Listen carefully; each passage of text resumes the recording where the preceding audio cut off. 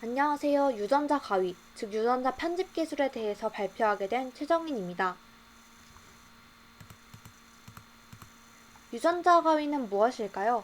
유전자 가위는 생명체가 보유한 DNA 절단 기능을 가진 도구를 표현한 용어로 DNA 특정 부위를 인식하고 이중가닥으로 이루어진 DNA를 절단하는 분자 생물학적 도구를 일컫는 말입니다. 유전체, 즉 게놈에서 특정한 유전자 염기 서열을 인지하여 해당 부위의 DNA를 절단하는 인공 제한 요소로서 인간 및 동식물 세포의 유전자 교정에 사용되는데요.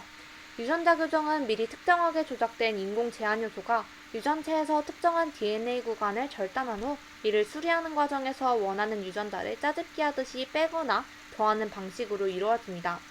하지만 유전자 가위는 생식세포가 아닌 체세포에서 일어나기 때문에 치료가 환자 개개인에만 영향이 있고 유전자가 후대로 전달되지 않는다는 특성이 있습니다. 그렇다면 이런 유전자 가위의 아이디어는 어떻게 생긴 걸까요? 유전자 가위, 즉 크리스퍼의 탄생 비화에 대해서 간단하게 소개하겠습니다. 바이러스는 세균의 천적이기에 세균들은 바이러스가 쳐들어올 때를 대비하여 그들의 유전자 정보를 잘라 보관합니다. 이렇게 정보를 모아둔 것이 바로 크리스퍼인데 시간이 지나 다른 바이러스가 쳐들어오게 되면 세균은 크리스퍼에 있는 정보와 바이러스의 정보를 대조하고 같은 염기 서열이 발견될 경우 바이러스로 이를 인식해 캐스9이라는 제한 요소를 정확히 그 염기 서열만을 잘라버려 스스로를 보호합니다. 보통 캐스9은 크리스퍼 복합체 안에서 자를 곳을 가리키는 역할을 하는 가이드 DNA가 가리킨 바이러스의 DNA를 자르는데요. 만약 이렇게 가이드 RNA를 우리가 원하는 대로 만들어낼 수 있다면 이라는 생각에서부터 시작된 것이 바로 크리스퍼, 유전자 가위 기술입니다. 유전자 가위의 기본 작동 원리는 앞서 말했던 유전자 가위의 비화와 매우 유사한데요. 이는 특정 표적 위치의 DNA를 정확하게 잘라내는 것에서부터 시작합니다. 이러한 절단작용으로 DNA는 이중가닥이 절단되면 세포에서는 절단된 DNA를 수선하게 되는데 이 수선 과정에서 다양한 유전자 변이가 도입되게 됩니다.